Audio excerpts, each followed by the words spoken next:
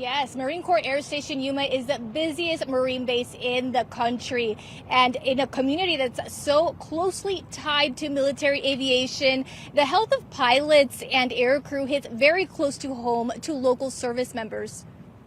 We were allowed to load the planes, but we knew we were definitely walking into high radiation levels. Yuma native and third-generation military veteran Paul Madriles served as an airman at Yokota Air Base in Japan, where his crew was responsible for loading and unloading hazardous materials from aircraft.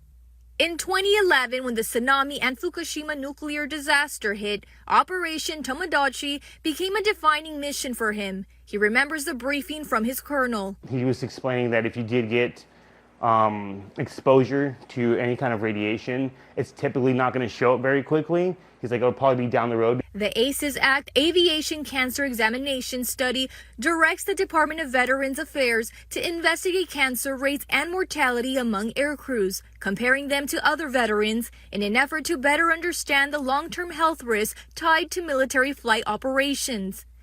A 2023 Department of Defense study found that pilots and aircrew had a 24% higher risk of developing cancer compared to the general population. Anything that anybody can do for their veteran, I think is great. I think it's wonderful. The bipartisan bill was sponsored by Arizona Senator Mark Kelly, a former Navy pilot, who says the bill will help provide real answers and accountability for those who served.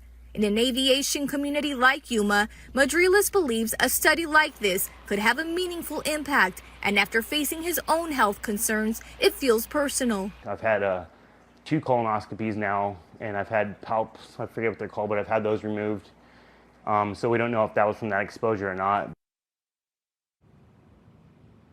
Paul Madriles says he may never have all the answers, but he's a proud veteran, and the risk he faced were well worth the mission. Now, the ACES Act has passed Congress, and it is expected to reach the president's desk soon.